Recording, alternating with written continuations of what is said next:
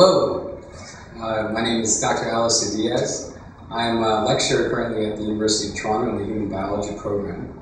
And we're here today to sort of give you an idea about some of the things that myself and Dr. Cook here do at the university with regards to complementary and alternative medicine. Just to initially introduce myself, I have a PhD in biological chemistry, so my background isn't directly biology, but biochemistry. And when I came to the biology program, I was able to sort of expand my knowledge base and teach various different courses, spanning everything from neuroscience, human physiology, gene genetics, biotechnology, health and disease. And I was actually a little bit apprehensive when I got assigned some other courses, including complementary alternative medicine, which I didn't have great knowledge or a lot of knowledge about initially. So I took it on as a challenge, and I took it on as something that I wanted to learn to teach. And both myself and Dr. Cook, to be honest, Dr. Cook I look at as a role model in some ways, and sort of a walking book of knowledge. And he's been sort of the go-to guy for me in terms of helping to get the information across to the students that we teach. Tim? Thanks, Al. So, Tim Cook, I'm an internal medicine specialist by training, and along the way encountered lots and lots of patients who had developed chronic illnesses that were frankly not being very well managed by Western or so-called allopathic medical doctors. And many of them were seeking care on their own from complementary alternative medicine practitioners. And increasingly, as I got interested in some of these other practices and began to understand some of the worldview and the health, the long history of some of these practices, I came to realize that perhaps the way forward for medicine is to actually integrate the best of alternative complementary practices, especially those that are increasingly evidence-based, with allopathic Western medicine. And why not, right? It only makes sense. It's the best thing for a patient to be able to have the best care. And if the best care comes from perhaps, like you might get in the building we're in right now, traditional Chinese medicine, acupuncture, very good for chronic pain, for example. But that doesn't mean they can't also take pain medications. And the combination of the two might work synergistically. And increasingly there's evidence that this is the case, but at least in Canada it's very difficult to find places where you can, under one roof, have an integrated health experience like that.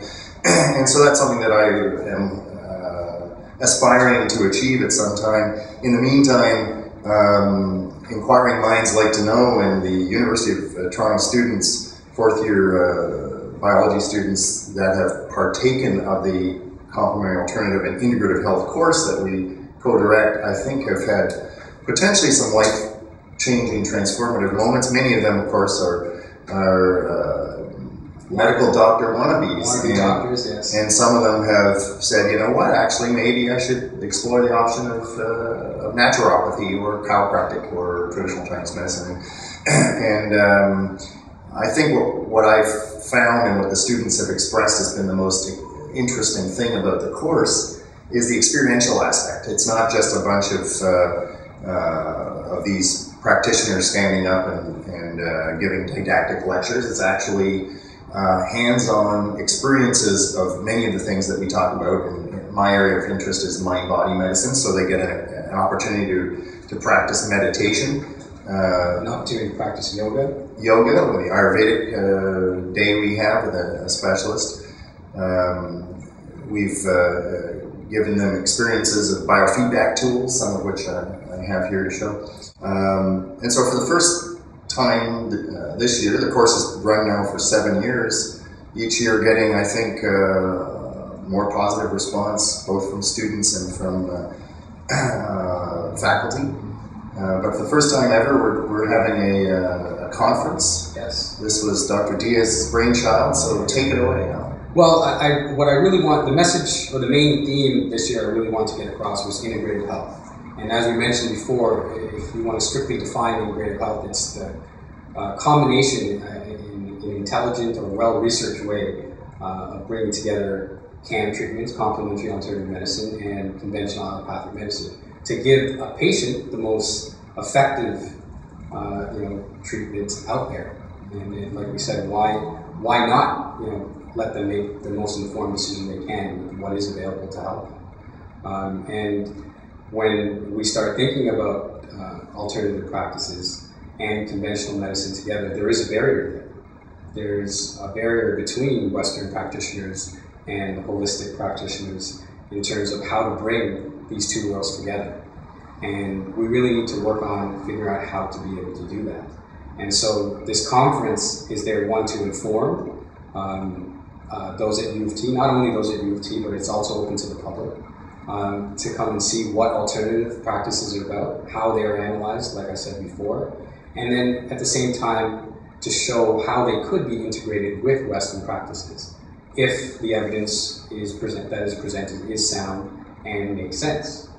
So we've asked the students to come up with posters that reflect a review of the literature or research or a question or a case, a clinical case, that brings to bear integrative health. And I'm really looking forward to seeing these posters. I am too. So we have students picking a particular CAM therapy in addition to a particular condition. So to give you an example, let's say the use of yoga to help autistic children. Are there any positive effects on these children when they undertake yoga or take part in yoga stretches? For instance, probiotics for irritable bowel syndrome or gastrointestinal problems. So there are a variety of different topics in CAM therapies that you can choose from, but they're going to look at these things more in depth and look at the literature, present what the literature shows, and then analyze it from their own eyes. Is it positive? Is it negative? And can it be integrated with Western therapies in some way? So, like Dr. Cook said, I'm also very interested in seeing what the students come up with, and also the reactions of people who come to see these posters to see what they think about these therapies once presented. So the poster session is one aspect of this conference, which our students are directly partaking in. However, we have multiple other elements, including a very important keynote talk by Dr. Cook here, trying to bridge the gap between, I would say, hard science and CAM, which is, I'm not trying to put CAM at a disadvantage, but we need to, like I said, in order to bring the two worlds together, I think we need to come from a hard science perspective. And Dr. Cook's keynote lecture is hopefully going to bridge that gap. I'm going to start and review a little bit of our history of appreciation of material world, spiritual world, various world views of health, what leads to health. And our sort of reductionist, materialist approach to medicine has a fairly recent history. From Cox postulates forwards, we're talking less than a couple hundred years, whereas many of these alternative, complementary, or traditional health practices go back 3,000 and 4,000 years, and in particular the mind-body piece I would like to bring up as something that's now very compelling for good health, and there's lots of evidence. And again, from the genome to mindfulness and everything in between, I think integrative health is really ultimately the way forward for understanding our humanness. Mm-hmm. There will also be, in keeping with the experiential side of it, there will be an opportunity for workshops around, again, some mindfulness, meditation, some of the biofeedback tools, heart math, which is heart rate variability. And we're hoping some of these, this mind-body workshop may actually be beneficial to some students in terms of helping to induce their relaxation response and perhaps reduce some of their stress levels. It is exam time after all, and so, like I said, some of these techniques that we'll be going over and how to sort of read your own body and understand what your body's telling you, I think is very important. And if you understand some of these techniques and how to use them, they could be beneficial to you. So when is it? So the conference is taking place November 27th, Tuesday, November 27th, in the MSP lobby. The registration desk will be in the MSP lobby. It's actually 2 locations. The conference is actually sponsored by the Human Biology program in addition to New College. So the keynote lecture by Dr. Cook will be taking place in the William Dew Auditorium, which is part of New College, while the poster session will be taking place in the Medical Science Building, hopefully to, like I said, expose some of the medical students there to some of the canon practices that we'll be talking about, because they do get very minimal exposure to the subject material. One of the other components that is part of the conference will be a special booth session. And what we're aiming to have set up are a variety of different booths for a variety of different CAN practitioners and other specialists to talk about some of their sort of practical experience. What is it like for a naturopath to be in the clinic?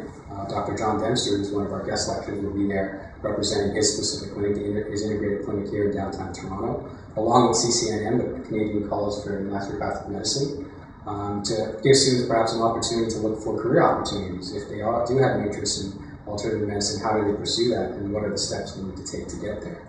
In addition, we have Dr. Mary Wu from the Toronto Chinese School of Medicine, who will be a representative at one of the booths as well, also talking about if a student is interested in the pursuit of becoming a traditional Chinese medicine practitioner.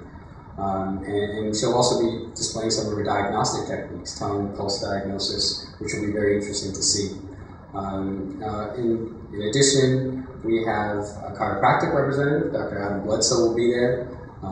Perhaps he can do a little bit more than fix someone's back and tell you a little bit more about what chiropractic is about. We have a special booth on concussions and CAN therapies. Concussions is a big topic in the media these days, especially among athletes. And can complementary alternative medicine be used to help with concussion patients, which would be an interesting group to check out. I think we have a couple more that should spark some interest, and I encourage you guys to encourage everyone to come out and interact with the participants at these booths and ask questions, be inquisitive, and see where it leads you, and perhaps you'll be able to network and find an opportunity in complementary and alternative medicine somewhere down the line. So how does one register for this? So in order to register to the conference, we have 2 major ways. You can go to our Facebook site, which has a Google survey link. It's a survey that will take you less than 2 minutes to complete, but once you complete the survey, you are officially registered for the conference. I should note that just by clicking join on our Facebook page does not register you for the conference. In addition, once you are registered through the Google survey link, you are asked to check in at the registration desk the day of the conference in order to pick up any required materials, including a program for the day and just a map of where you want to be or where you want to go for the day's events. Oh, and please shout us out on Twitter, at U of T CAN. Make sure you guys post the message, spread the word, and spread the excitement about the conference.